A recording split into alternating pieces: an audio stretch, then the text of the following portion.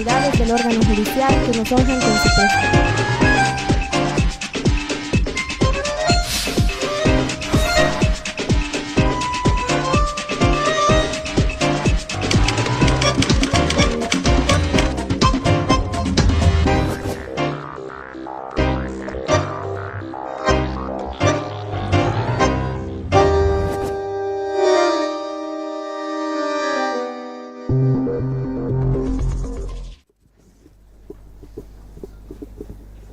Bueno, en primer lugar, muy buenos días a todos los presentes, agradecerles por su participación en este seminario y principalmente a los señores vocales que se han dado el tiempo para asistir a este seminario donde seguramente se extraerán algunas conclusiones que nos ayudarán a uniformar criterios justamente en la tramitación de estos procesos que tan escasamente desarrollados en la norma están, ¿no? Justamente los criterios vertidos en el día de ayer se van a asimilar mucho también a los criterios seguramente que manejaremos el día de hoy por ser procesos de una naturaleza similar, si no siempre no son iguales, evidentemente regulan campos diferentes, pero sí son parte o emergen de procesos administrativos previos, ¿no?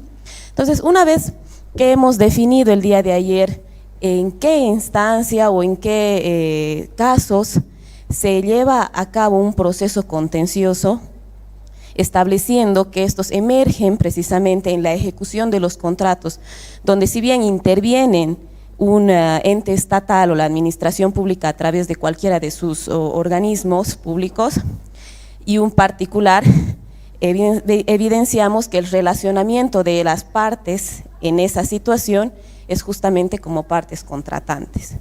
Y en esa accionar y en esa interacción es donde emerge el proceso contencioso.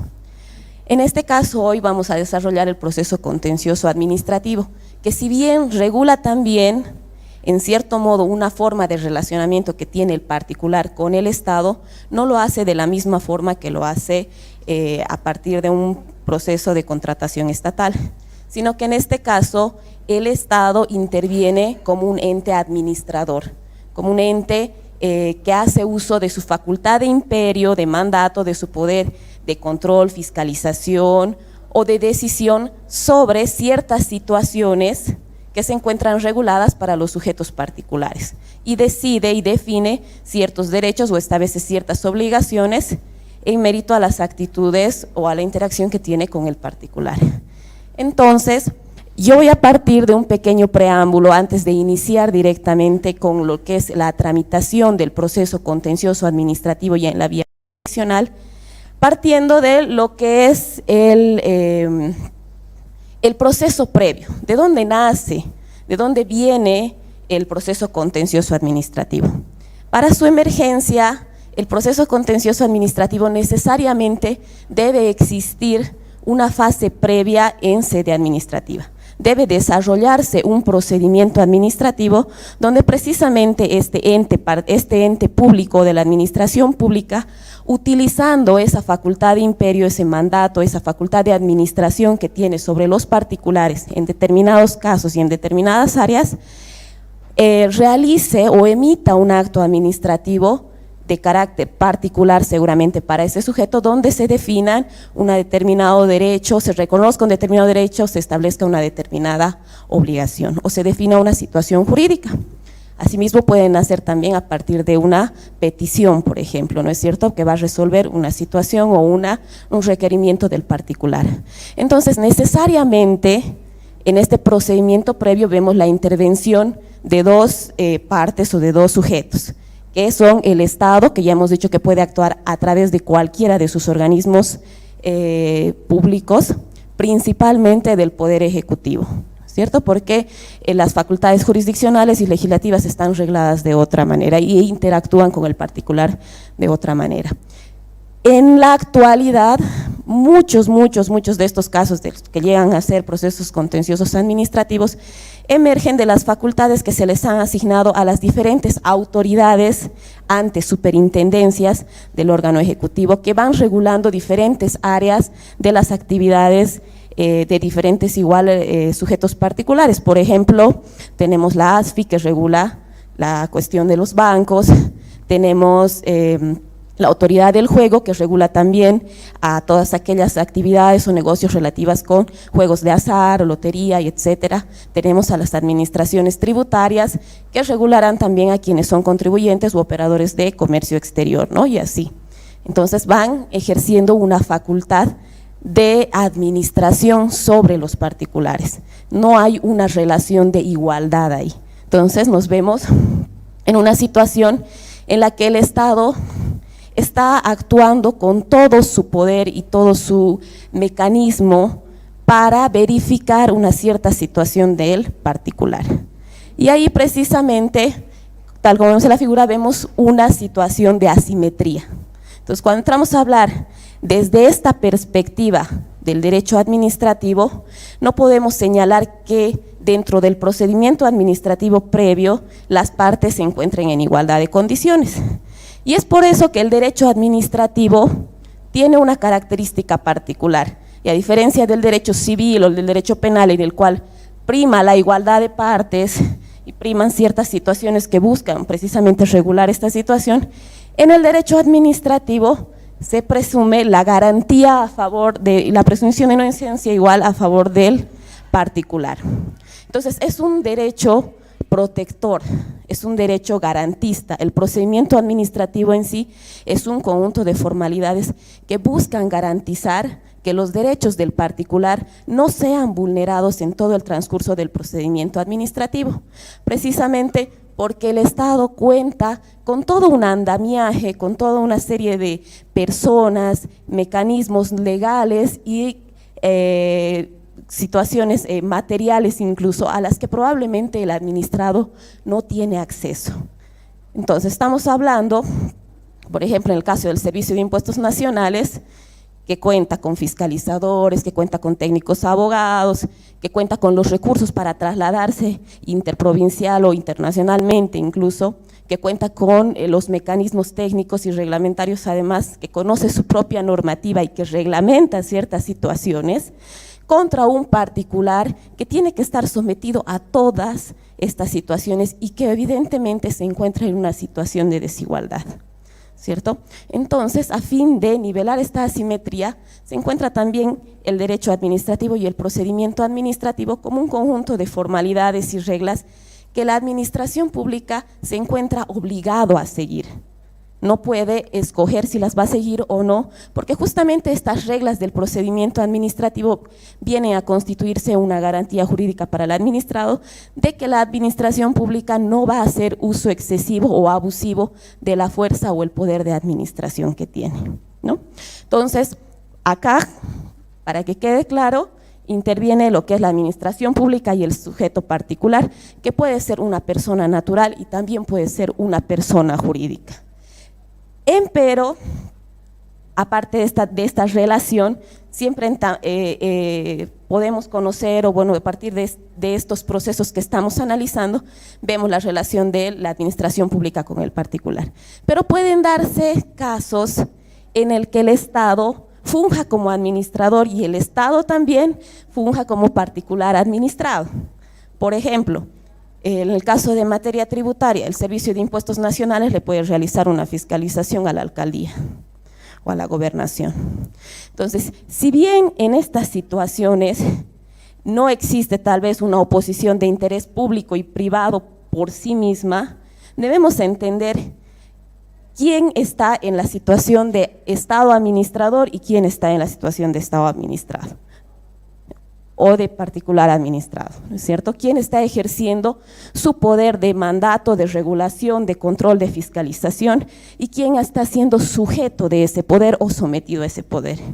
Y en ese caso, al igual que en el caso con las personas particulares, debemos tratar al administrado como administrado y ofrecerle y protegerlo con todas las garantías que correspondan. No por el hecho de ser un ente estatal, lo vamos a despojar de todas esas prerrogativas que la ley le prevé y con las que los protege, ¿no?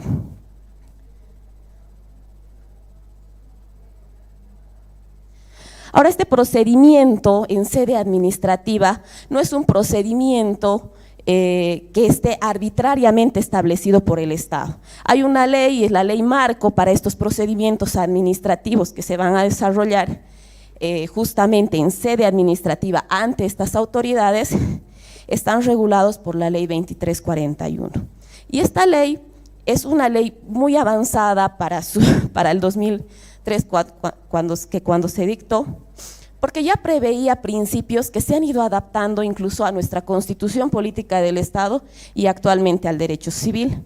Principios como la búsqueda de la verdad material, el principio de informalismo, el principio de eficacia, el principio de gratuidad, que son elementos que, si bien no son parte directa de nuestro proceso contencioso administrativo, deben estar en nuestro pensamiento al momento de ingresar a resolver, al momento de ingresar a revisar todo este procedimiento que se ha desarrollado en sede administrativa. Nosotros debemos prever que el ente administrativo debe cumplir con todos y cada uno de estos principios. No puede desarrollar un procedimiento al margen, pese a que sus normas puedan decir lo contrario, puesto que, por ejemplo, existe la facultad reglamentaria en todas estas instituciones. Cada una de estas instituciones emite resoluciones de directorio, resoluciones normativas o resoluciones administrativas, un sinfín, bueno, llámese o denomínese el nombre que ustedes quieran, pero reglamentan sus procedimientos internos. Y muchas veces lo hacen de forma contraria a estos principios. Por ejemplo, se ha visto mucho en el ámbito de, por ejemplo, de la Autoridad de Juegos, que tenía un decreto reglamentario en el que le imponía la obligación de pagar previamente la sanción que se le había establecido en primera instancia para recién poder acceder a los recursos en la vía administrativa. Situación que evidentemente ha sido regulada posteriormente por el Tribunal Constitucional y declarado inconstitucional, porque es una situación que vulnera el principio de gratuidad y el principio de igualdad y acceso a la justicia, al derecho a la impugnación, ¿no es cierto? Entonces, nuestra ley marco y los principios en la Constitución y establecidas en esta misma ley deben ser igual el marco bajo el cual nosotros vamos a ser los revisores de ese proceso en sede administrativa, porque a eso vamos a llegar cuando ingresemos al proceso contencioso administrativo. Entonces, nuestra mentalidad, tal vez a veces muy enfocada en el derecho civil o en el derecho penal, de la igualdad de partes, de ciertas situaciones, tiene que modificarse un poco al momento de conocer los procedimientos administrativos, porque como estamos viendo, la realidad no es la misma. No podemos hablar de dos personas en igualdad de condiciones porque el Estado y el particular no pueden equipararse en condiciones. Asimismo, dentro del mismo proceso podemos ver que el Estado interviene como juez y parte dentro de un proceso administrativo. ¿Por qué? Porque él es quien va a ejercer sus facultades de control y fiscalización, el particular va a ser quien va a asumir defensa, pero quien va a asumir quien va a decidir o va a tomar la decisión final de valorar, validar o no validar esos descargos va a ser el mismo ente público, que a su vez está buscando proteger sus intereses estatales, ¿no es cierto? Entonces, está de alguna u otra manera un poco ya parcializado con su misma institución, lo que pone también en desventaja al sujeto particular. Y es por eso que en el ámbito de derecho administrativo debemos tener justamente la idea de que el sujeto particular es nuestro sujeto de protección, sin desmerecer las normas legales, las normas reglamentarias, a las cuales también debe estar sujeto y que debe cumplir este sujeto particular. Eso no significa que nosotros lo vamos a llenar de prerrogativas, ni que le vamos a condonar infracciones cuando realmente se comprueben que existen.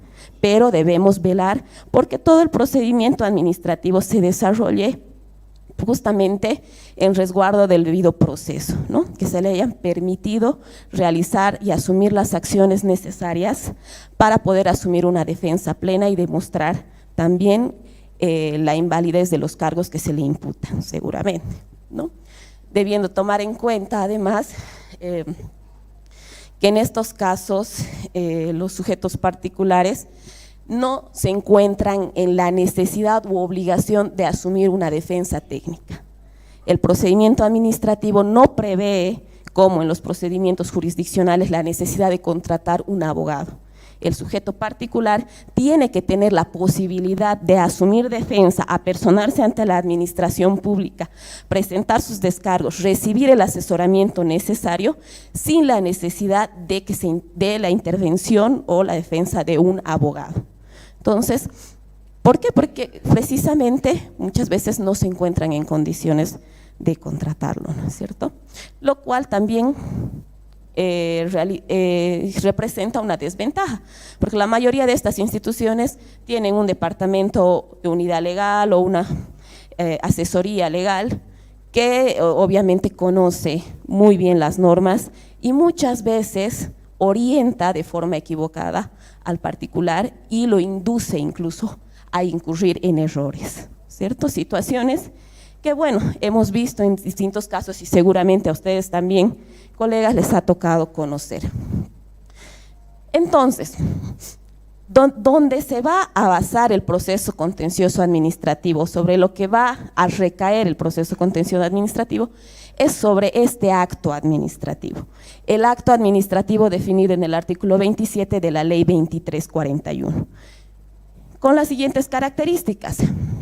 Dice, acto administrativo es toda declaración, disposición o decisión de la administración pública de alcance general o particular emitida en ejercicio de la potestad administrativa, normada o discrecional, cumpliendo con los requisitos y formalidades de ley que produce efectos jurídicos sobre el administrado. La parte de la decisión o declaración o disposición de la administración pública nos lleva a pensar y nos da a conocer que estas decisiones o estas disposiciones son de carácter unilateral, ¿cierto? No interviene el sujeto pasivo en la decisión que asume el ente público. Ahora, a diferencia, por ejemplo, de un contrato estatal donde existe un acuerdo de voluntades. Si bien el sujeto pasivo, si bien el contratante es quien impone el modelo de contrato, pero también aquel que está firmando, suscribiendo el contrato, el contratista, manifiesta su voluntad de estar de acuerdo con las cláusulas del contrato al momento de suscribirlo y al momento de someterse a las condiciones de los procesos de contratación.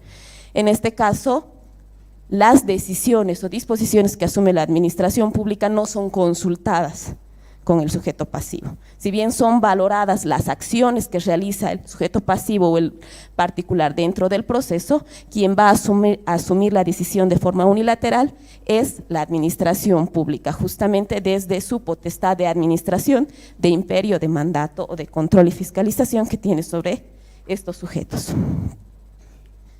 Una vez emitido un acto administrativo definitivo, a diferencia del anterior, definitivo me refiero a con que sienta un Estado, define un derecho, establece una situación y ya no es posible de seguir adelante con un procedimiento en primera instancia.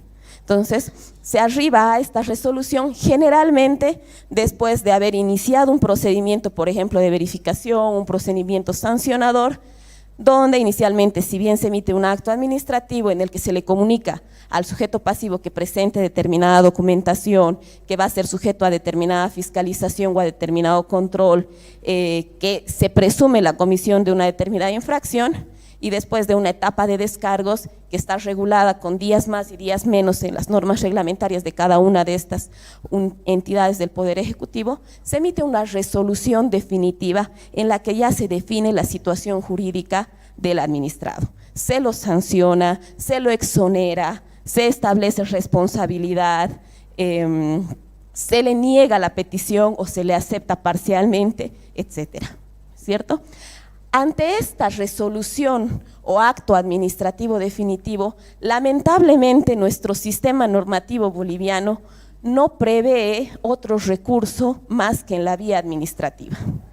Contra una resolución administrativa o un acto administrativo definitivo, el sujeto pasivo no tiene la posibilidad de acudir de forma directa a la vía judicial. Y es lo que comentaban ayer, que por ejemplo los jueces en materia administrativa tienen el título de materia administrativa un poco de simplemente de nombre, porque no conocen controversias emergentes de actos administrativos definitivos. la ley no prevé un procedimiento y no prevé una impugnación por la vía judicial.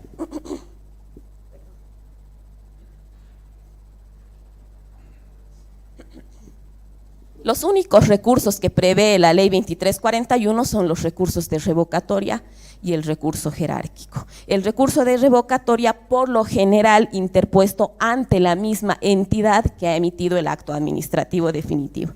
Y el recurso jerárquico interpuesto posteriormente contra la resolución del recurso de revocatoria ante la autoridad superior de la autoridad que emitió inicialmente el recurso del acto administrativo, ¿no?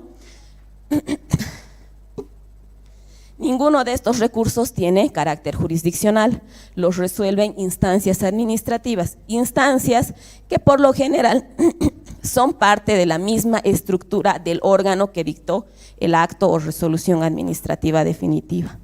Entonces, viéndolo, analizándolo desde esa perspectiva, en porcentajes, ¿ustedes creen que realmente existe una revisión de estas resoluciones o actos administrativos definitivos? Si yo que he emitido el acto me presenta un recurso de revocatoria, yo, autoridad pública, acepto mi error y la revoco. En la mayoría de los casos, no. Precisamente porque incluso les puede traer responsabilidad administrativa el aceptar un error y directamente hacerlo. Y cuando van a la instancia jerárquica, generalmente es el superior o la MAE de la misma entidad. Y si la resolución está favoreciendo a los intereses de la entidad, entonces evidentemente la MAE, a no ser que sea una vulneración muy flagrante o una conculcación muy grosera de procedimientos o derechos, va a ratificar la decisión que ha tomado su inferior, en la mayoría de los casos, ¿no? No estoy diciendo que sea al 100% esta situación. Hay autoridades que sí son muy conscientes y analizan realmente todos los aspectos necesarios dentro de las resoluciones y en caso de considerarlas justas, las revocan, ¿cierto? Hay casos similares. En el caso en materia tributaria, por ejemplo, tenemos una particularidad que las instancias revisoras de los actos administrativos de las administraciones tributarias no son parte de las mismas entidades del Servicio de Impuestos Nacionales o de la Aduana Nacional o de los gobiernos municipales, sino que se constituyen una instancia independiente como es la Autoridad de Impugnación Tributaria, ante quienes se sustancian los recursos de alzada y jerárquico y donde podemos ver una mayor imparcialidad y sería ideal ahora presentar, digamos, si tenemos estos recursos administrativos y no tenemos otra vía, plantear la alternativa de que precisamente sea otra instancia la que sea la revisora de esos actos administrativos. Pero lamentablemente la ley prevé que sea la misma instancia que lo emitió o la MAE de la entidad. Y evidentemente hay un conflicto de intereses también ahí.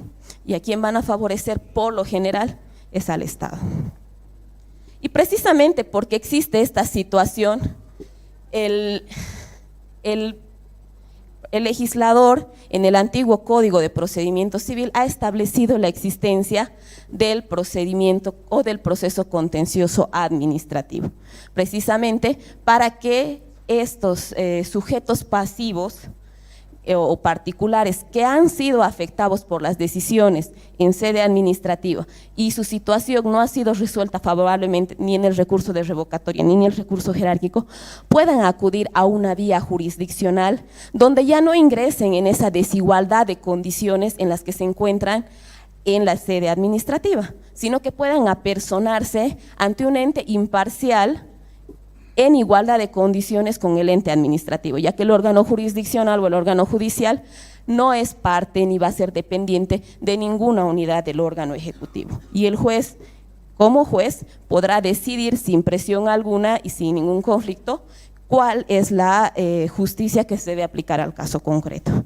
Pero para eso se prevé que primeramente, antes de acceder al proceso contencioso administrativo, debe agotarse la vía administrativa.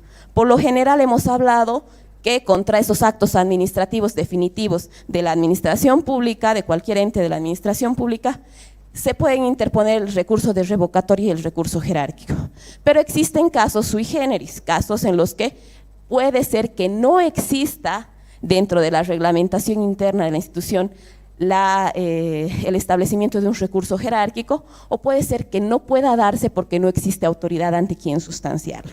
Entonces, por eso, la Ley de Procedimiento Administrativo ha previsto que la vía administrativa se agota no solo con la interposición de estos dos recursos, sino que en los casos especiales se agotará también, por ejemplo, cuando se trate de actos administrativos contra los cuales no proceda ningún recurso en vía administrativa conforme a lo dispuesto en esta o en otras leyes. Puede existir una reglamentación específica en la que se diga que el acto emitido no es susceptible de impugnación. Si no es susceptible de impugnación, bastará con la emisión del acto administrativo para poder interponer un proceso contencioso administrativo porque se ha agotado la vía administrativa porque la ley no prevé recursos. Por lo general, es, como dice acá, cuando se trate de resoluciones que resuelvan los recursos jerárquicos interpuestos. Cuando las normas reglamentarias o en los casos específicos sí se prevé el sistema recursivo con la revocatoria y el jerárquico, ¿no? Otra forma de agotar la vía administrativa dice cuando se trate de resoluciones de los órganos administrativos que carezcan de superior jerárquico, salvo que una ley establezca lo contrario. Esta situación puede devenir, por ejemplo, de resoluciones emitidas por los alcaldes en los gobiernos autónomos municipales. No existe una MAE dentro de esa institución mayor a él es la MAE, ante quien pueda sustanciarse un recurso de revocatoria. En materia agraria, por ejemplo, de forma similar, las resoluciones administrativas en las que otorgan la concesión de tierras, los títulos ejecutoriales son firmados incluso hasta por el mismo presidente del Estado. Entonces, ¿ante quién se puede sustanciar un recurso de revocatoria o un recurso jerárquico? Ante nadie, porque no existe una autoridad superior a ello, ¿no? Y cuando se trate de resoluciones distintas de las señaladas en los literales anteriores, siempre que una ley así lo establezca. Como nuestras leyes o todas las leyes tienen que ser previsoras, establecen casos especiales justamente como este, donde pueden existir tal vez otros medios de impugnación previstos en la vía administrativa o pueden tener otra denominación, pero eso no implica de que no pueda llegarse al agotamiento de la vía administrativa con ellos.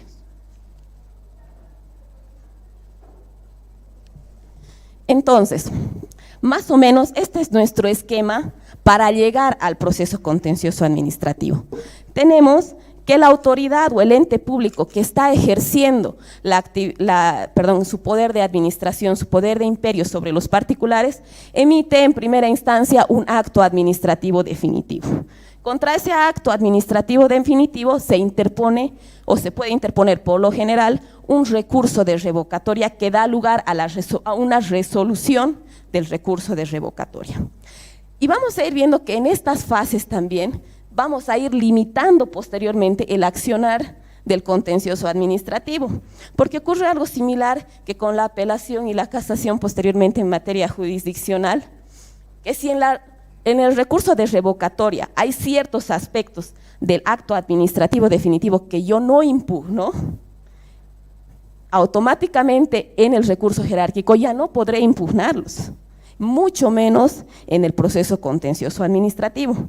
¿Por qué? Porque la resolución de revocatoria va a ir a analizar los aspectos impugnados del acto administrativo definitivo. El recurso jerárquico ya no va a ir contra el acto administrativo definitivo, sino que va a ir contra la resolución de revocatoria y lo que ha resuelto o no ha resuelto dependiendo de mi recurso. Entonces la resolución jerárquica se encuentra constreñida a lo resuelto en la resolución de revocatoria y ya no al acto administrativo. Y posteriormente el proceso contencioso administrativo que va a ser interpuesto ya en la vía jurisdiccional igual se va a encontrar limitado a lo que se haya resuelto en la resolución jerárquica.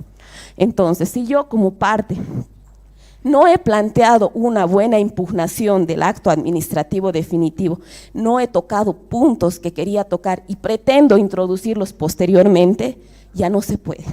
Porque la revisión que vamos a hacer nosotros en el ámbito jurisdiccional, ya en el proceso contencioso administrativo, nos remite a la impugnación o nos remite a los argumentos de la resolución jerárquica.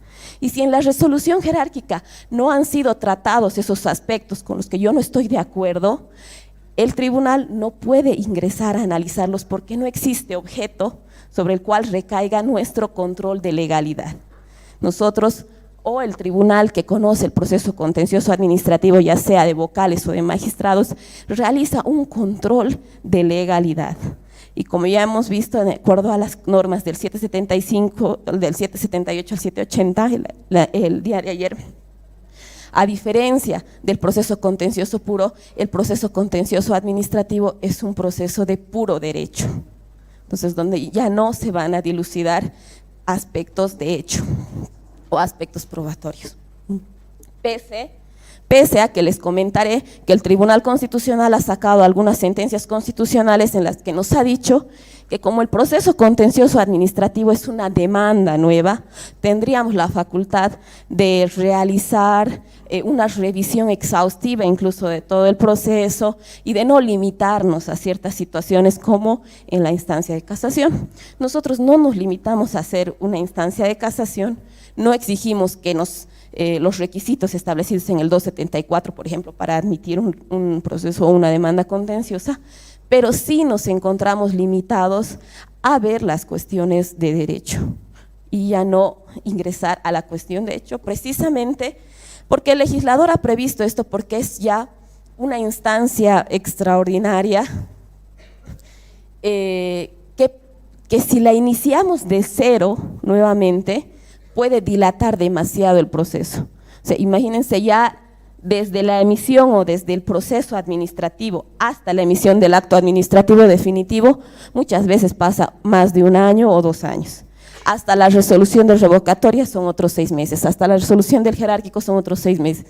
Y ante el proceso contencioso administrativo, crear todavía una etapa probatoria, crear todavía una doble instancia, dilata demasiado el proceso y al final pierde sentido el derecho de acceso a la justicia, porque muchas veces estas situaciones dejan de tener relevancia ya para las partes. Entonces, con el fin de procurar celeridad y dar acceso a la justicia, se ha previsto, por lo menos en la ley 620, de que este proceso y en el antiguo Código de Procedimiento Civil sea tramitado solo de puro derecho.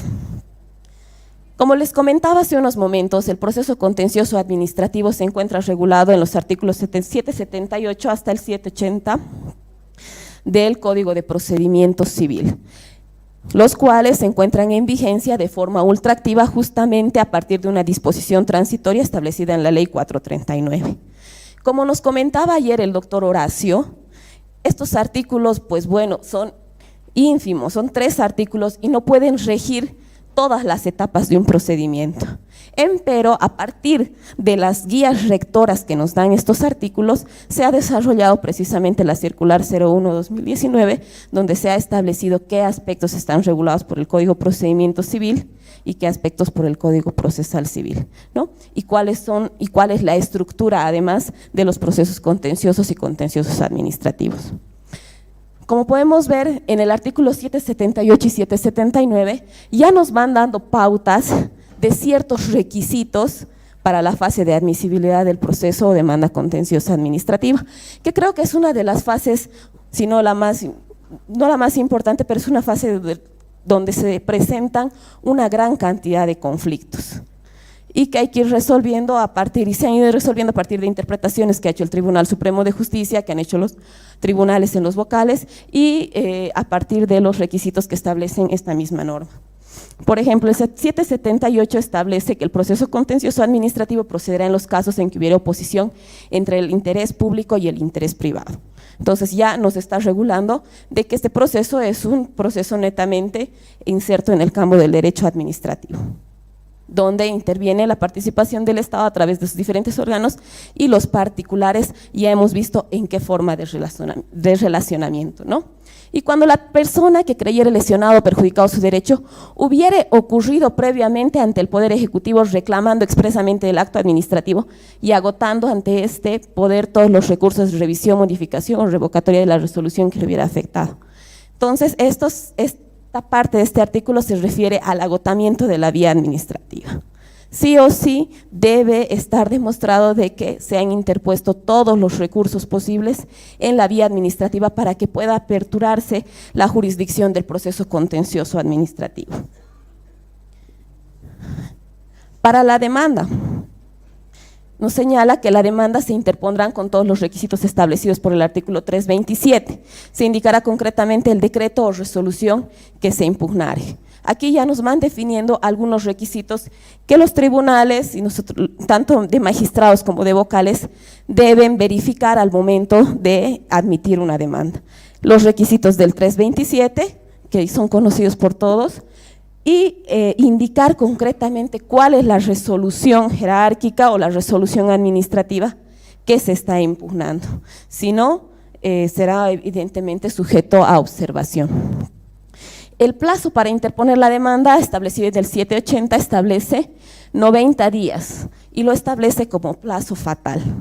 Esta situación es igual una de las situaciones más controvertidas y donde más diferencias se encuentran, incluso entre la anterior magistratura y en la actual, ¿no? Y el trámite de resolución establece que el trámite de este proceso contencioso administrativo, a diferencia del contencioso puro, solo será de puro derecho. Entonces no existe un término probatorio. A partir de los artículos que hemos visto previamente, se ha extraído algunos de los requisitos necesarios para la admisibilidad y que creo que son útiles y va a ser productivo comentarlos acá incluso y ver las dudas que surgen entre los vocales y los señores magistrados asistentes para ver cuáles son los requisitos que se están viendo o que se están revisando al momento de admitir las demandas contenciosas administrativas. Precisamente a partir de los anteriores artículos tenemos la oposición del interés público o privado, A partir de ello ya hemos establecido también además de que puede suscitarse el caso en que los sujetos procesales tengan ambos naturaleza de derecho público, ¿cierto? Pero tendrá que verse si la relación que existe entre ellos es precisamente del Estado administrador contra un ente administrado, pese a que el administrado también pueda ser parte de la función pública. El agotamiento de la vía administrativa. En esta situación es fácil decir, interponemos recurso de revocatoria, interponemos recurso jerárquico y contra el jerárquico procede el contencioso administrativo. Pero ¿qué pasa en los casos de rechazos? ¿Qué pasa en los casos donde no se ha ingresado a dilucidar el fondo? ¿Es admisible el proceso contencioso administrativo contra una resolución jerárquica en la que no se han dilucidado el fondo de los recursos, sino que ha sido rechazado por extemporáneo, por ejemplo, o que ha sido rechazado por no cumplir ciertas formalidades en la presentación o acreditación de la personería jurídica?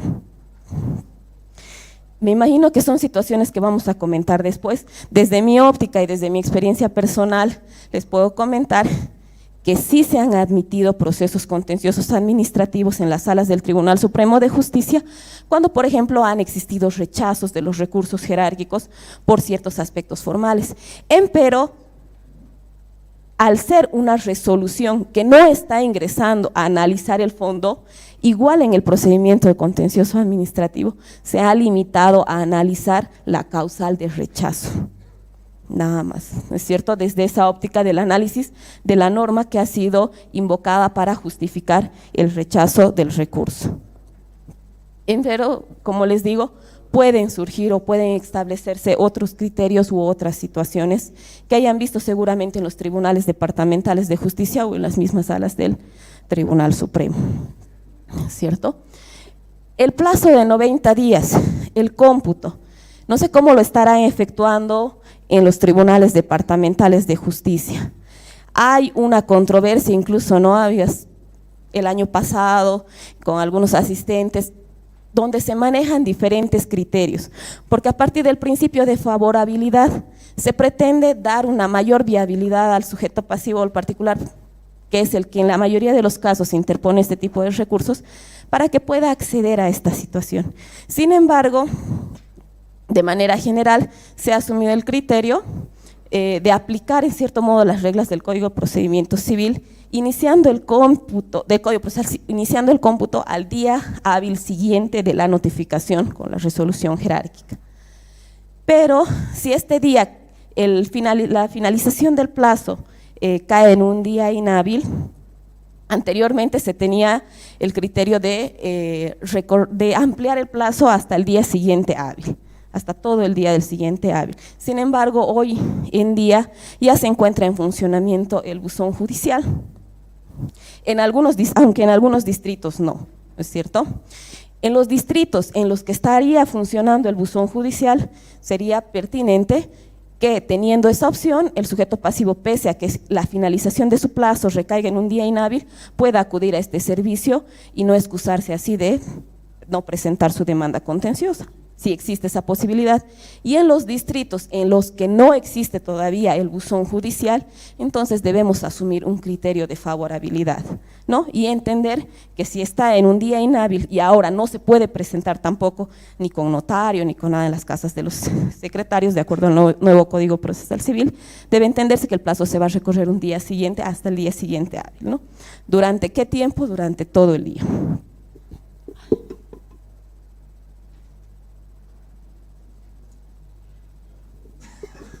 Ahora, el cómputo de estos 90 días son días calendario, no son días hábiles, no son días solo laborales, ¿no?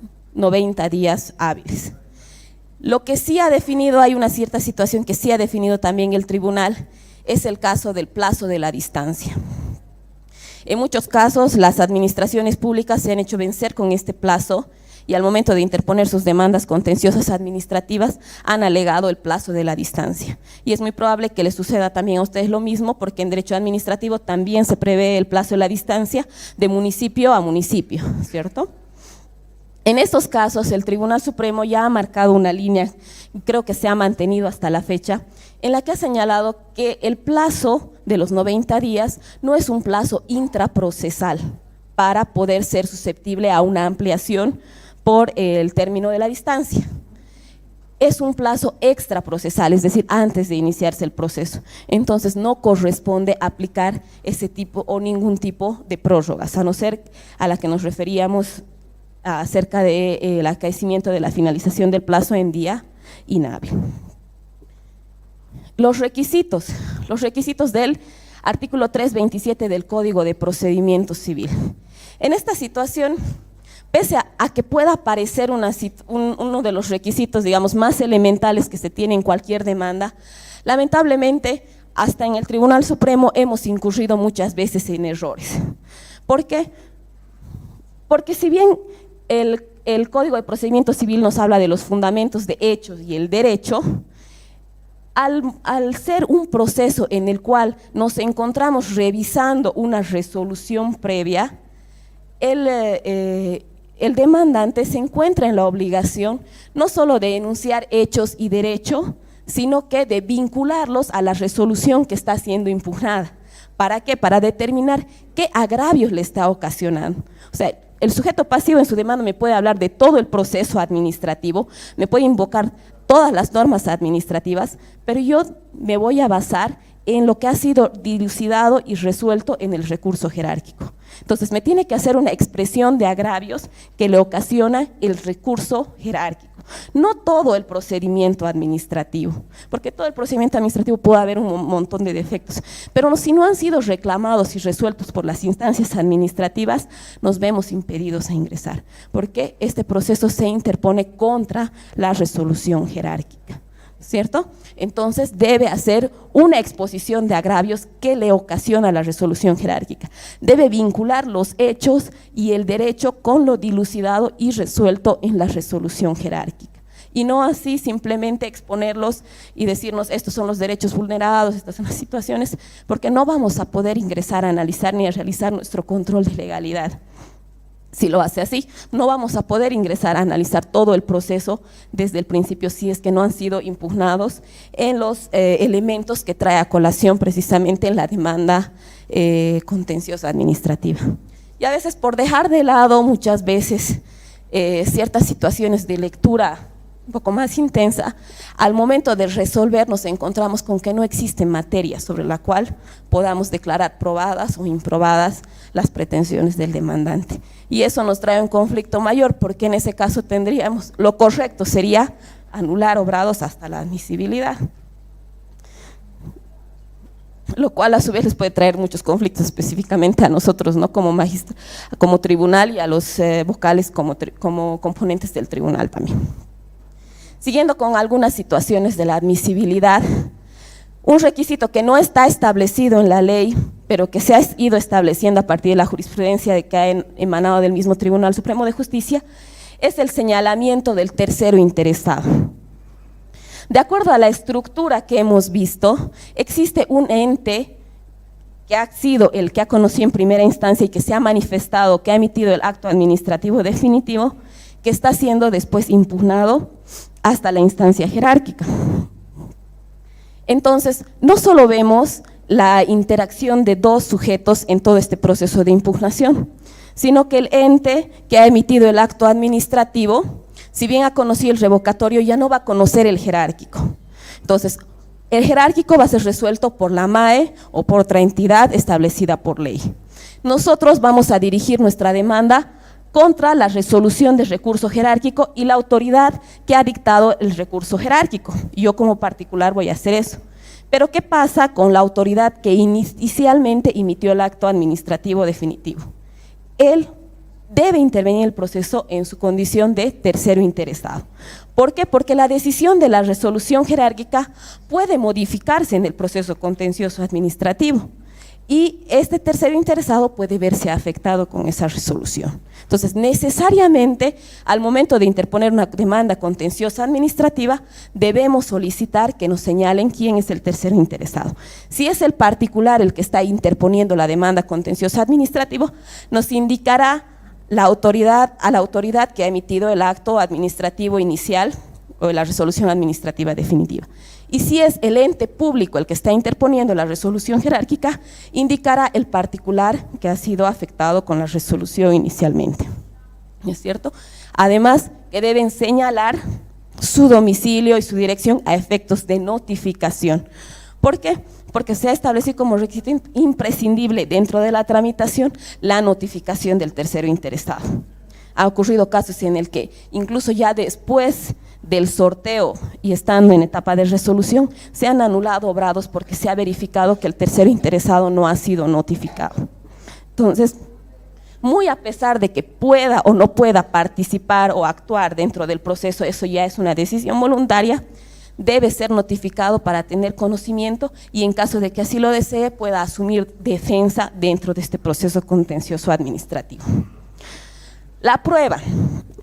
De acuerdo a las características de este proceso, si nos señalan que es un proceso de puro derecho, ¿ustedes creen que el sujeto o el demandante, ya sea ente público, ya sea particular, puede adjuntar prueba a su demanda?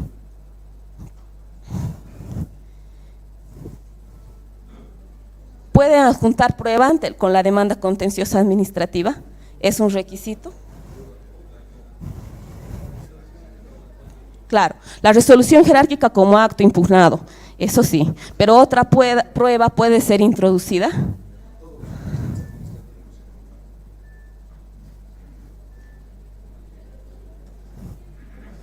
Eso es. Claro, los antecedentes administrativos, se supone que ahí está desarrollada toda la fase probatoria que ha sido ya vista en sede administrativa e incluso en las etapas de impugnación, pero tampoco podríamos rechazar si nos adjuntan documentos probatorios. Seguramente al momento de resolver se verá la pertinencia de esos documentos y por qué se están adjuntando.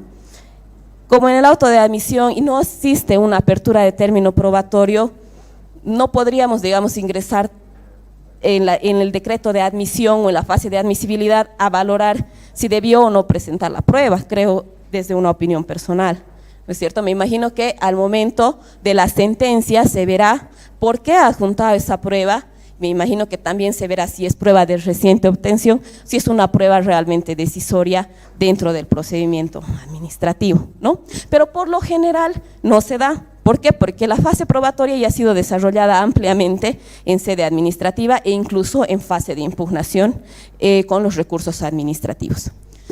Y otra situación es precisamente lo que indicábamos, en la demanda deben indicar dónde se encuentran los antecedentes administrativos.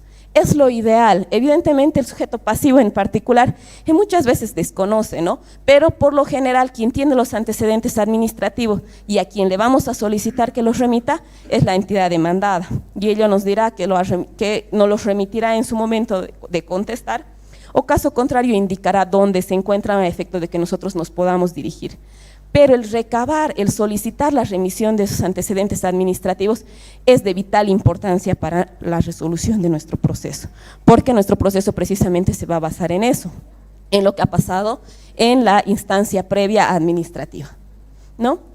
Me imagino que a partir de la experiencia de los señores vocales y otras personas, incluso abogados particulares, al finalizar esta breve exposición podríamos incluso ingresar a debatir o a ver qué otros requisitos más ustedes consideran pertinentes o imprescindibles en la presentación de la demanda contenciosa administrativa.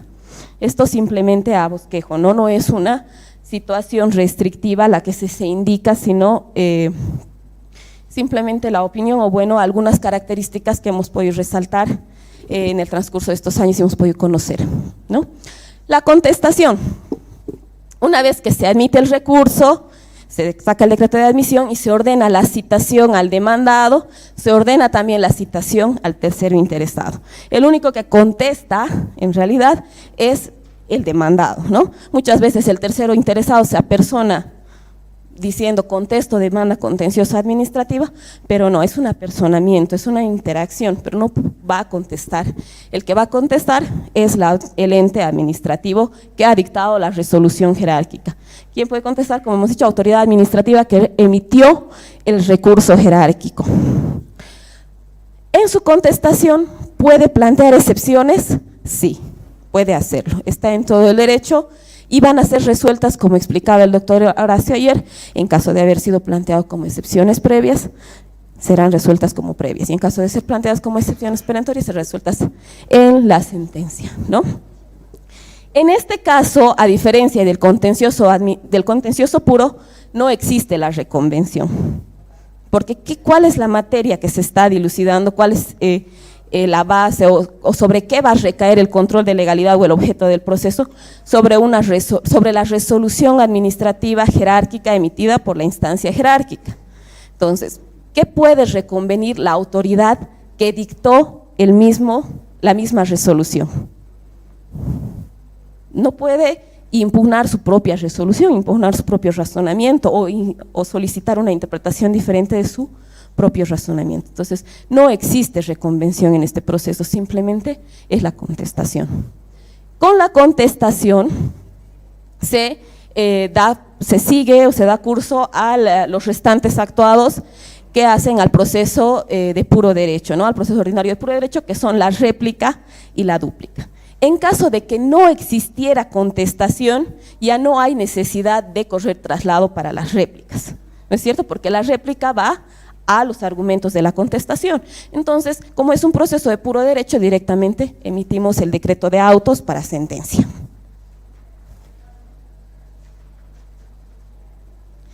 Ahora, la participación del tercero interesado, esta es una situación que tampoco está regulada. Bueno, la mayor parte de todo el procedimiento no está regulado, ¿cierto? Pero bueno, tenemos algunas situaciones que son complementarias en el Código de Procedimiento Civil y en el Código Procesal Civil.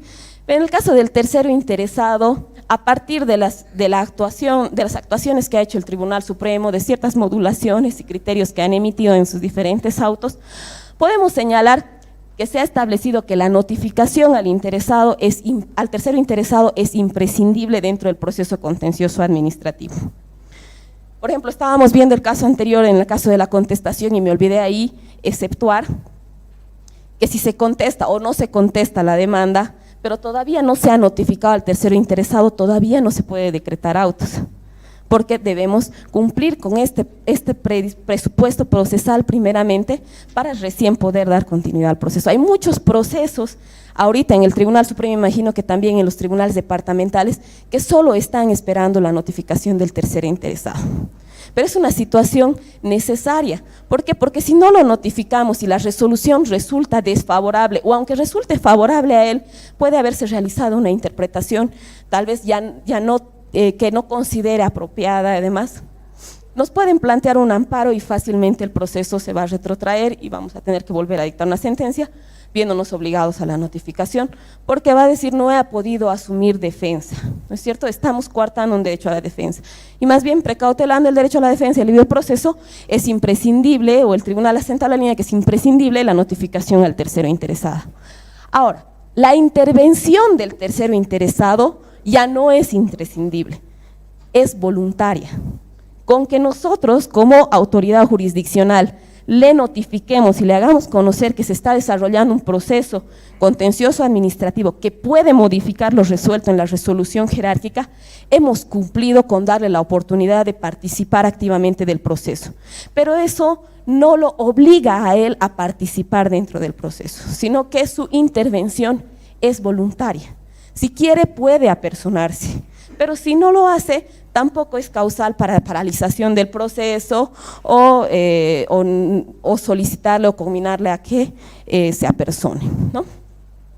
Ahora, es un poco controversial a veces la participación del tercero interesado dentro del proceso, porque muchas veces, como les digo, no solo se apersonan y dan a conocer su opinión, sino que pretenden tener una participación más activa dentro del proceso y contestan la demanda e interponen excepciones e interponen incidentes. A veces son más activos que la misma autoridad jerárquica, son los que dan más trabajo que la autoridad jerárquica. Ahora, a mí me parecería muy interesante conocer cómo han actuado los vocales en los tribunales departamentales de justicia ante la interposición de excepciones o incidentes por parte de los terceros interesados. Han dado curso, han resuelto, no lo han resuelto, las han desestimado, ¿bajo qué argumentación? ¿No es cierto? Es un poco complicado porque nosotros, siguiendo de acuerdo a la estructura del proceso, conocemos que el demandado puede interponer excepciones e incidentes, pero ¿qué pasa con el tercero interesado? ¿Tiene esa potestad, tiene esa facultad de hacerlo? Tendríamos que responderle, ¿no? Por lo menos por tener el derecho a la contestación, emitir un auto respondiendo las excepciones, ¿no es cierto? Respondiendo los incidentes, viendo si están fundamentados o no, y si representan conculcaciones groseras al debido proceso, donde también se podría ver comprometida nuestra participación, o sea, el desarrollo del debido proceso dentro del proceso jurisdiccional, ¿no? En la sentencia, ¿qué hacemos? Lo invocamos, hablamos de él, resolvemos sus argumentos. ¿Necesariamente debemos hablar del tercero interesado si es que interviene en la sentencia?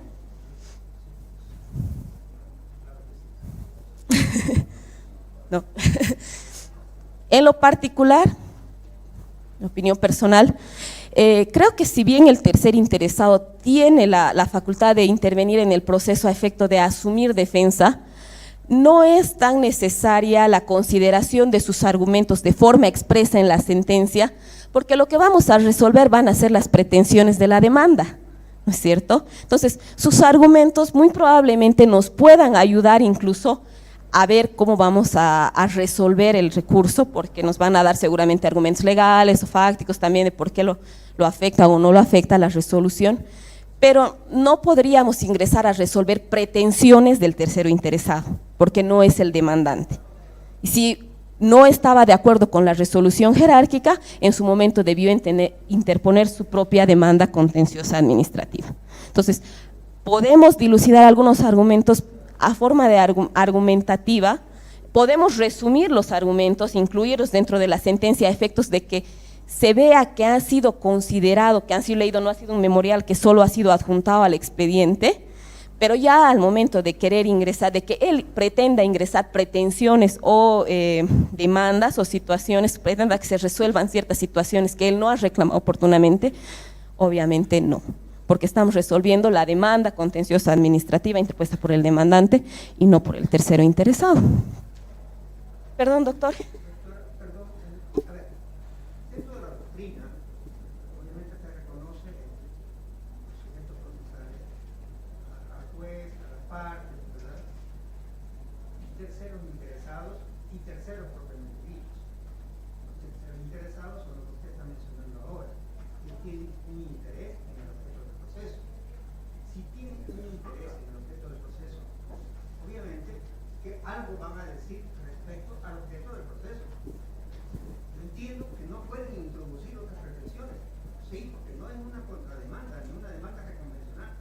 pero tienen mucho que decir con relación al objeto del proceso. Y esos fundamentos tienen que ser introducidos en la sentencia que se emita en el proceso.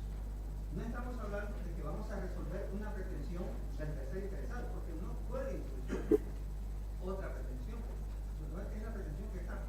Porque si le permitimos introducir otra pretensión, es que le estamos permitiendo contrademandar. ¿Cierto? Entonces, lo que se tiene que hacer en la sentencia es considerar lo que se está refiriendo a el interés que tiene en el objeto del proceso, pero no resolver ninguna otra pretensión porque no existe. De acuerdo, doctor.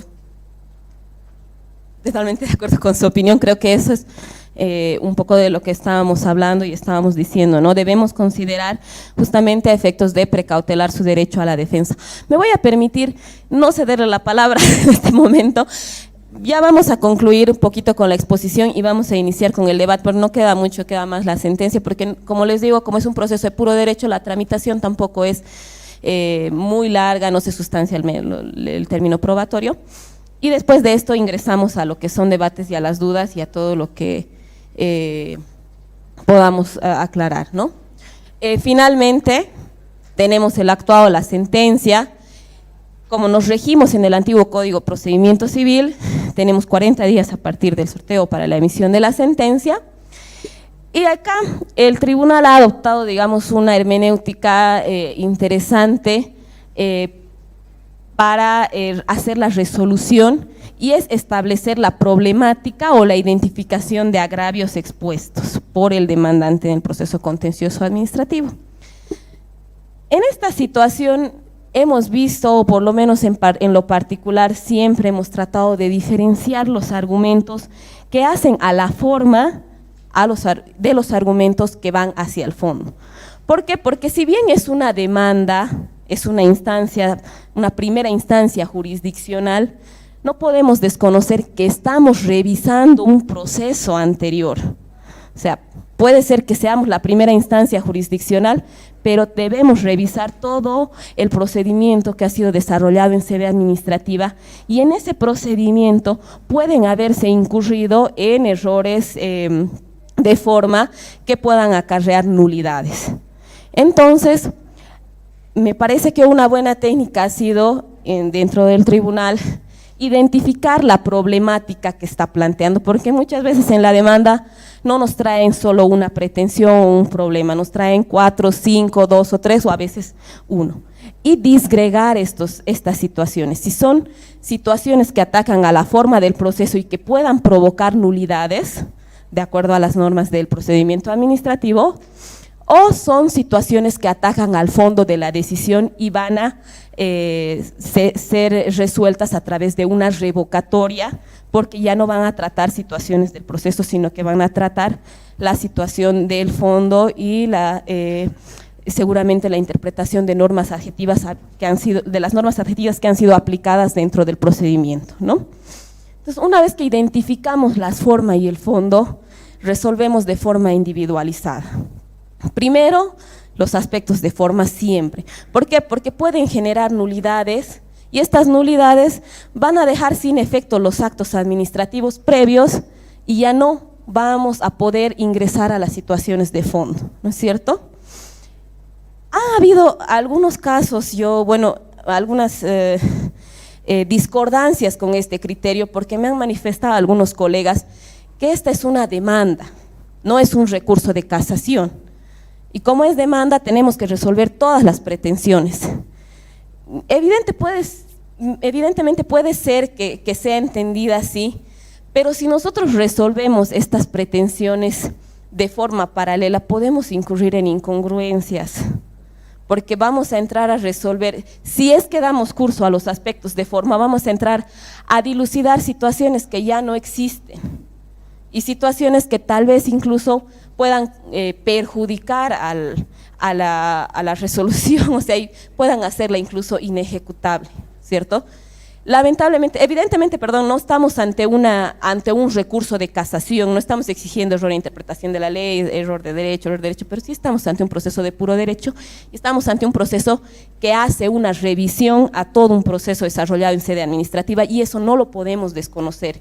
Y en ese proceso de sede administrativa también pueden haber errores de forma, errores procesales, que una vez identificados y resueltos y declarada la nulidad, nos impiden totalmente, desde mi perspectiva, ingresar a cuestiones de fondo. Incluso podemos adelantar criterios si tenemos la idea de querer resolver todo, adelantar criterios que no valen la pena. ¿Por qué? Porque se van a volver a emitir esos actos y cuando lleguen a nosotros nos van a querer recusar. ¿Por qué? Porque ya hemos emitido criterios sobre situaciones que ya habrían sido resueltas, cuando no es necesario. Entonces identifiquemos las nulidades y si vemos que son evidentes y si vemos que hay conculcación de derechos, que hay conculcación de normas procesales, anulemos y ya no nos pronunciemos sobre el fondo. Una humilde opinión y es un consejo desde mi perspectiva, ¿no? Valoramos prueba, es un proceso de puro derecho, y automáticamente se nos viene a la cabeza que como no hay fase probatoria, no hay prueba que valorar. He tenido también colegas que en algún momento me han comentado y me han dicho, ¿dónde dice en el Código Procesal o Procedimiento Civil que por ser un proceso de puro derecho no se puede presentar prueba? Bueno, por la naturaleza uno entendería que se va a la interpretación de la ley, ¿no? Pero pueden haber aspectos fácticos que modifiquen justamente esa interpretación. Desde mi perspectiva, la mayoría de los casos no directamente nos solicitan la valoración de la prueba en los casos que yo he visto, sino que acusan de errónea valoración a las instancias previas. Entonces, en estos casos se puede, sin valorar la prueba, se puede decretar la nulidad y ordenar a la instancia jerárquica o a la instancia de revocatoria que valore la prueba de acuerdo a ciertos parámetros de la verdad material o el principio de informalismo y todas esas situaciones. Ahora ya también hay situaciones demasiado groseras en las que es demasiado evidente el valor de la prueba y demasiada evidente también la negligencia de la autoridad administrativa al no querer valorarla, ¿no?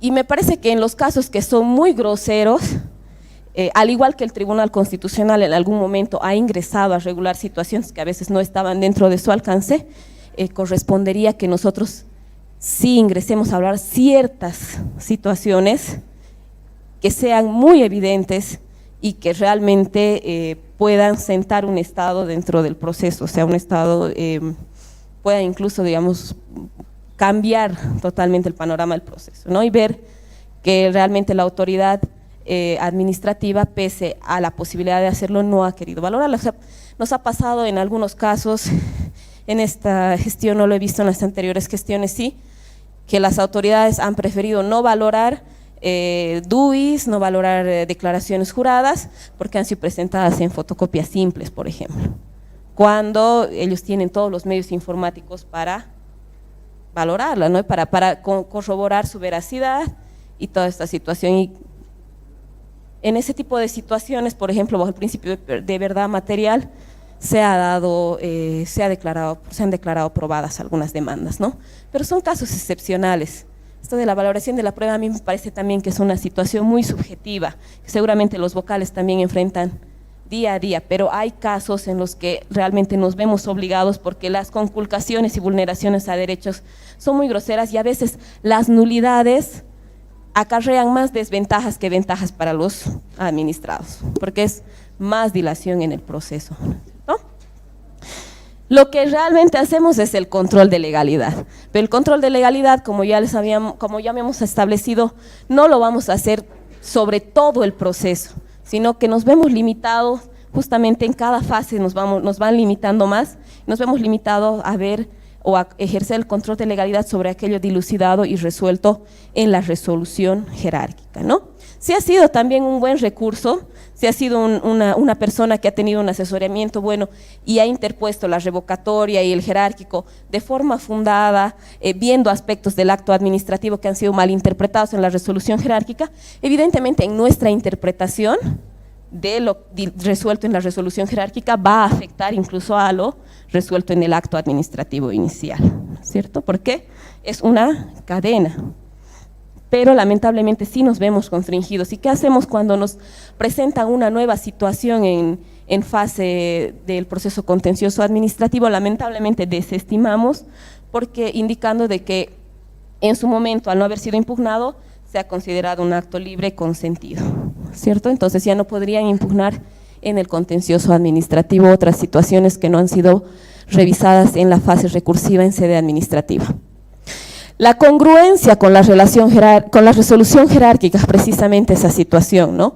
No vamos a poder ir más allá de lo que se ha dilucidado o resuelto en la resolución jerárquica y los puntos que están siendo demandados en el proceso contencioso administrativo, ¿no?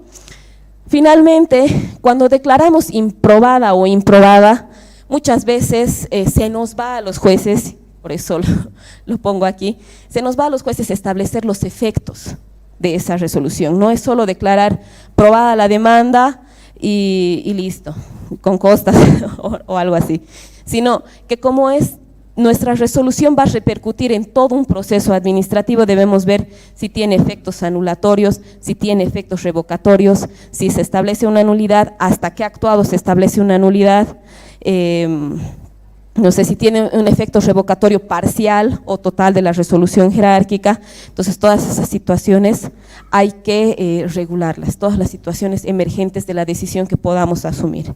Y finalmente, contra la sentencia, a diferencia del proceso contencioso, no existe un medio de impugnación establecido en la ley 620. Se ha entendido que como ya ha habido toda una serie o una etapa de impugnación previa en sede administrativa y aparte se tiene el proceso jurisdiccional, sería muy dilatorio interponer o habilitar otras vías más para la interposición de recursos y no se alcanzaría la celeridad ni la justicia material que tal vez se está buscando. Entonces, por ahora no tenemos previsto ningún tipo de recurso y es una parte que he querido recalcar porque lamentablemente nos han llegado casos al Tribunal Supremo de Justicia en los que se han concedido recursos de casación contra procesos contenciosos administrativos. O sea, pese a que la norma establece que no existe ningún tipo de recurso para la impugnación de la sentencia del proceso emitida en proceso contencioso administrativo, muchos tribunales departamentales han incurrido en el error de conceder esos recursos. Nos hemos visto en la obligación de anular obrados y seguramente hacer la pertinente llamada de atención a los vocales para que seguramente tengan un poco más de cuidado. ¿Qué más? La única vía, digamos, que se habilitaría acá sería ya la vía constitucional, ¿no? Para la interposición de los amparos y toda esa situación, pero en la vía ordinaria ya no tenemos ningún tipo de recurso. Y es muy común que los administrados o los entes públicos pretendan confundirnos y presenten no solo recursos de casación, sino también recursos de apelación, que mucho menos que el recurso de casación no está regulado en la ley 620, no está admitido y que su rechazo es automático, ¿no? Entonces, un poco de cuidado, un poco de atención en esta situación. Y hasta aquí mi participación. He querido hacer un breve repaso de lo que es la tramitación, algunas situaciones con las que yo me he encontrado en particular, y creo que algunos y todos nosotros en algún momento nos hemos encontrado, emitir algunos criterios evidentemente en el ámbito académico y en el ámbito particular que pueden o no ser compartidos. Les agradezco mucho su atención y estamos prestos, bueno, a continuar con el debate que se ha iniciado ayer. Seguramente hay muchas opiniones que nos pueden ayudar justamente a resolver estas situaciones y me encantaría escuchar los casos que han visto en sus tribunales. Muchas gracias. Bueno, gracias a doctora Villalba. Ahora sí, vamos a proceder a cederles la palabra para que puedan realizar alguna consulta, expresar alguna opinión o criterio con relación a lo que acaba de mencionar la doctora Villalba. Tienen la palabra, por favor. Buenos días. Una consulta en el tema de la legitimación para la interposición de la demanda. En la exposición se ha precisado que debe haber una oposición entre el interés público y el interés privado para el planteamiento de la demanda contenciosa administrativa. Sin embargo, la práctica jurídica nos ha demostrado que se están tramitando demandas entre entidades públicas, y esto se da sobre todo en el caso de la Autoridad General de Impugnación Tributaria y la Autoridad Regional de Impugnación Tributaria. Entonces, normalmente la Autoridad Regional de Impugnación Tributaria, que es departamental, plantea una demanda contenciosa administrativa contra la resolución jerárquica de la Autoridad General de Impugnación Tributaria. En ese caso, por ejemplo, ¿dónde está el interés privado? El tercero que está generando este proceso ni siquiera forma parte de esa demanda. Ahora en la exposición se ha aclarado que ya se ha establecido que debería intervenir, pero creo que se está obviando el tema ese, ¿no? El interés público, la oposición del interés público versus el interés privado. No, esa es la consulta que hago, ¿no? Y vamos a ver, es fácil entrar a internet y verificar que en este momento se están tramitando demandas suscitadas por la Autoridad Regional de Impugnación Tributaria contra la Autoridad General de Impugnación Tributaria. Es como que un tribunal de apelación plantearía una demanda contra el Tribunal Supremo de Casación por haberles revocado su fallo o haber casado su fallo, ¿no?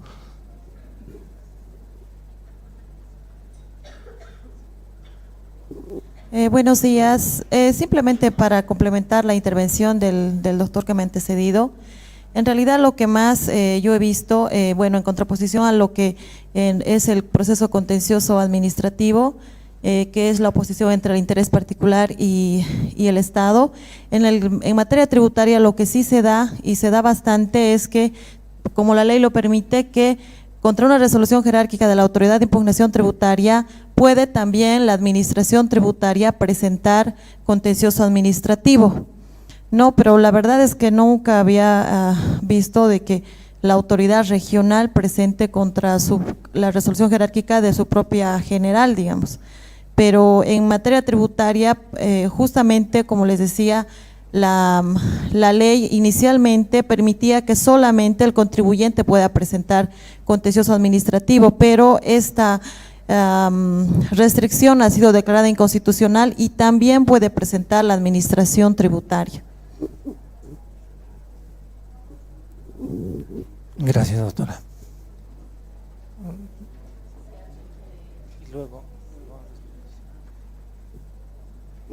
Bueno.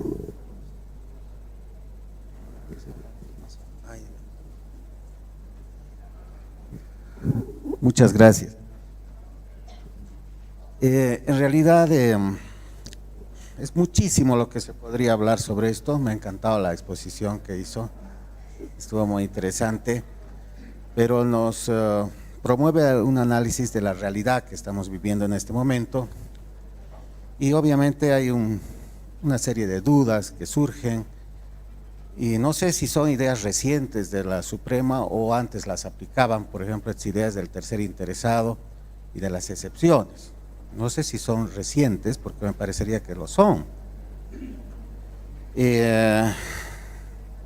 Primero que no sé si debería haber un tercer interesado aquí, ¿no? Porque es una contención que surge entre el administrado con la administración, y si el tercer interesado que ustedes aluden es parte de la administración, ¿qué sentido tendría que se lo notifique a porque forma parte ya de una estructura de la administración, y la administración es simplemente eso, ¿no? Y además porque lo que se revisa es simplemente un recurso jerárquico que tiene efectos en cadena, y no podríamos estar, como en materia tributaria, por ejemplo, notificar a quien dictó el auto de vista, por ejemplo.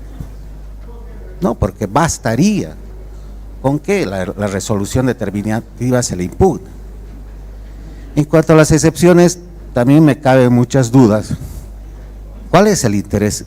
¿Para qué se va a resolver excepciones si no se le da ningún recurso posible a esta persona que lo pone para que pueda ser atendida, resuelta, analizada, etcétera?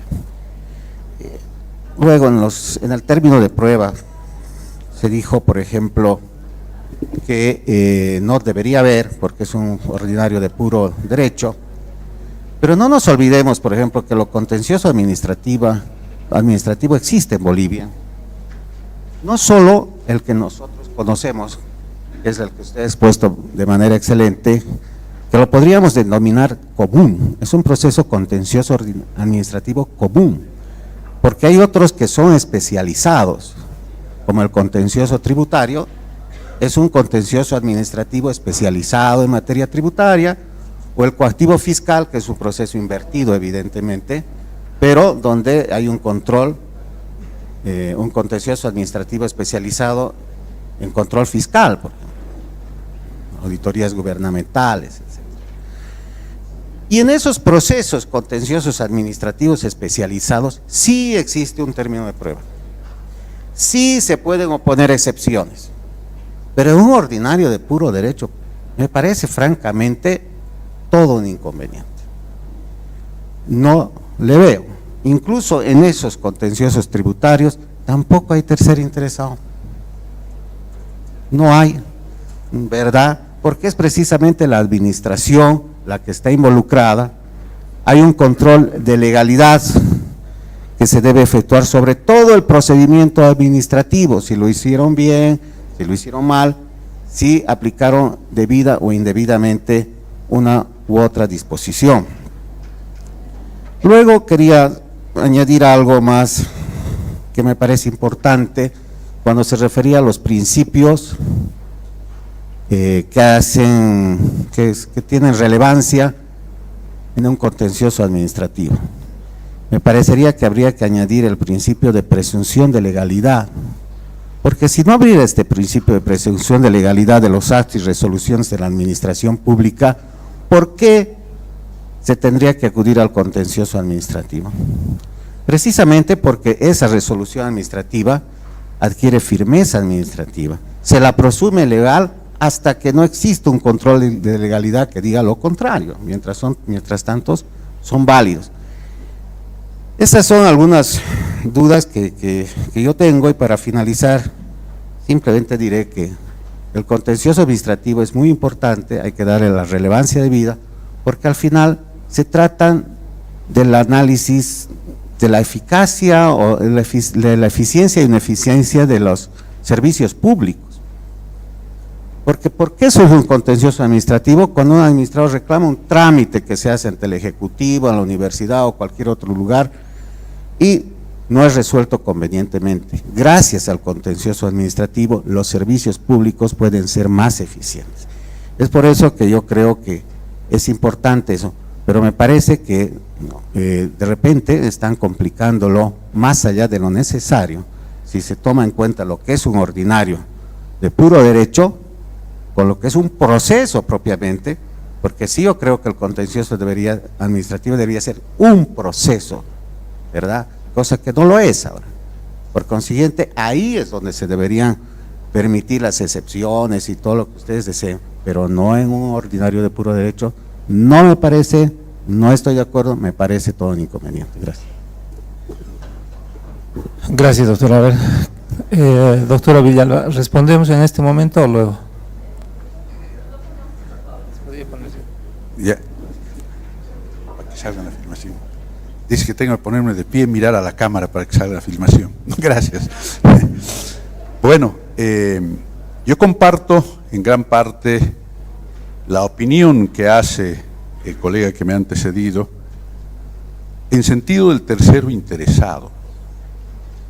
La doctora, con mucho criterio, con una brillante exposición, nos ha ubicado en todo el procedimiento contencioso administrativo y ha expuesto también cuál la razón de una dilación extra, sin expresar que hay una dilación, pero ella nos mencionaba que hay varios procesos que están esperando la notificación al tercero interesado, porque a veces su domicilio o inclusive en determinada circunstancia ese tercero interesado no puede ser individualizado en la forma como se debería exigir, y seguramente bajo la admisibilidad se debe exigir que se individualice, que se lo ubique, su domicilio, etcétera, para lograr esa notificación. Y si tomamos en cuenta, por ejemplo, en otras materias, en mismo derecho constitucional, donde tiene que haber una notificación al tercero interesado, desde el momento que se define quién es el tercero interesado, una persona jurídica o individual que a consecuencia del resultado del proceso, que a consecuencia de la sentencia puede verse afectada en sus intereses. Por ejemplo, en materia constitucional se incluía al Ministerio Público como tercero interesado, porque es, digamos, en una acción de libertad, quien ha peticionado la detención preventiva o se ha opuesto a la cesación de la detención preventiva y por tanto decía, es tercero interesado. Y no puede ser tercero interesado. ¿Por qué? Porque el Ministerio Público tiene una función que está también constreñida a principio de obligatoriedad, pero al mismo tiempo también de objetividad. En consecuencia, no puede ser que como una entidad pública, que es el Ministerio Público, si la resolución que se revoca la detención preventiva le vaya a afectar. ¿De qué manera le va a afectar? No hay un interés. Consecuentemente, en este tipo de procesos, y por la misma expresión de la doctora, es redundante, es atenta al principio de eficacia, de celeridad, el pretender ir a la notificación del tercero interesado, que también se comentaba extra micrófono, que ha sido un criterio que se ha impuesto vía decisión del Tribunal Supremo de Justicia anterior. Yo creo que habrá que revisar, porque en la ley no está especificado que tiene que haber un tercero interesado.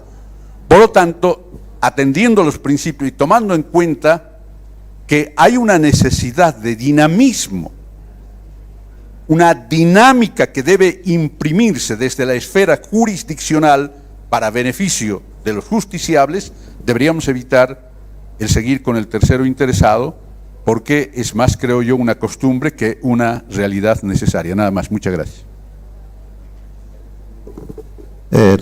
Sobre lo que decía el colega, evidentemente en el contencioso tributario, evidentemente en ninguna norma, no hay una norma legal que imponga que se le debe notificar al interesado.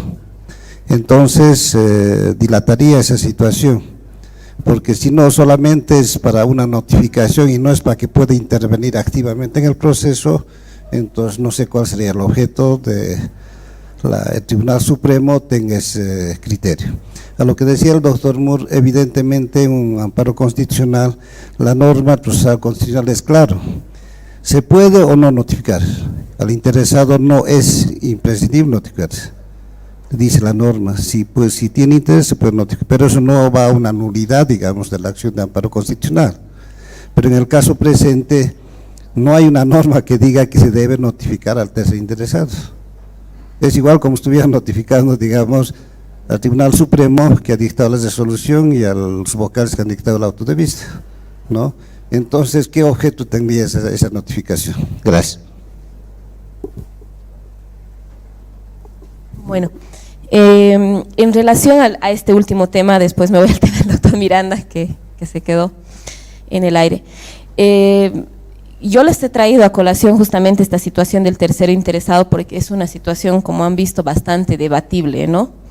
Es una situación que, si bien ha sido impuesta por los anteriores magistrados, también emerge justamente de ciertos criterios que ha emitido también el Tribunal Constitucional, precisamente porque se han anulado procesos, se han anulado autos, se han anulado sentencias, porque han aparecido los terceros interesados a interponer los amparos constitucionales y alegando vulneración al derecho a la defensa y al debido proceso, nos han anulado y han solicitado y han establecido, nos ha ordenado el Tribunal Constitucional su notificación previa a la emisión de la sentencia. Y creo que han sido estas situaciones las que han llevado a establecer, si bien no como una regla escrita, sino como una regla oral, digamos, que prime los procesos contenciosos administrativos, la notificación al tercero interesado, que como justamente el doctor Moore ha recalcado, es aquel quien se vea o pueda verse afectado con el resultado del proceso. Y tal vez no he sido clara pero no estamos señalando que el tercero interesado es una parte más dentro del proceso cuya intervención va a sentar Estado dentro del proceso. O sea, yo les he planteado las situaciones que hemos visto en el caso del tribunal, o sea, hay terceros interesados, como les digo, que participan más activamente que la misma autoridad jerárquica, ¿no es cierto? Pero eso no significa que nosotros vayamos a tomarlos como una parte del proceso, o sea, como lo vayamos a tomar como con las mismas prerrogativas y derechos que el demandante o el demandado. Y precisamente esa es la situación que a mí me interesa escuchar justamente las opiniones que han vertido, seguramente el doctor Hermes también tiene mucho que hablar, y usted debe conocer justamente fallos del Tribunal Constitucional en el cual se han anulado algunos autos supremos o sentencias por no haberse notificado al tercero interesado, y a partir de ahí surge justamente la necesidad. Pero es una situación debatible, discutible, los criterios que se han vertido, como les digo en esta exposición, no son criterios obligatorios que van a ir a regir automáticamente los procesos contenciosos administrativos que ustedes como vocales ven. Evidentemente son autoridades, son jueces, lo que se les ha traído justamente a colación son situaciones que nosotros vemos, situaciones que nosotros dentro de la sala, por ejemplo, eso le acaba de consultar bien con el doctor Horacio, las excepciones o incidentes que han sido planteados o han querido ser planteados por terceros interesados no han sido resueltos, o sea, se han negado justamente porque no intervienen como una parte dentro del proceso, pero eso no impide a que ellos los planteen, o sea, son situaciones con las que nos enfrentamos día a día y por eso se han traído justamente a este foro para que a partir del debate y las opiniones que se puedan ser vertidas aquí, se establezca también una forma de actuar o reaccionar como ente jurisdiccional ante estas situaciones. En el caso del planteado por el doctor Miranda, no he visto, no me ha tocado ver hasta la fecha, me parecía muy interesante ver que la Autoridad Regional de Impugnación Tributaria interponga una demanda contenciosa contra la Autoridad Nacional, contra la Autoridad General, perdón, de Impugnación Tributaria. Me parece que ni siquiera está dentro de las competencias de la Autoridad Regional de Impugnación Tributaria, porque no es una parte dentro del proceso, o sea, no se ve afectado. La resolución jerárquica va a ir a afectar a las partes del proceso, no va a ir a afectar al ente de revocatoria que ha resuelto el recurso de revocatoria. Ellos tienen una estructura y están sujetos a una estructura, es como si ustedes como vocales a los magistrados les plantearan un amparo, porque no están de acuerdo con la casación que han establecido, ¿no es cierto? Nos respondemos a una estructura y en todo caso me parece que no serían admisibles siquiera los procesos contenciosos administrativos interpuestos por la Autoridad Regional de Impugnación Tributaria contra la Autoridad General de Impugnación Tributaria, ¿no? Es que el doctor Miranda comentaba que hay casos, ¿no? Honestamente no sé si se han admitido en sala primera o sala segunda, quisiera ver, pero creo que en mi criterio personal en el Tribunal Supremo se rechazarían estas situaciones. La situación de la oposición entre el interés público y el interés privado como requisito esencial para la interposición de la demanda contenciosa administrativa es una situación muy discutible, ¿no?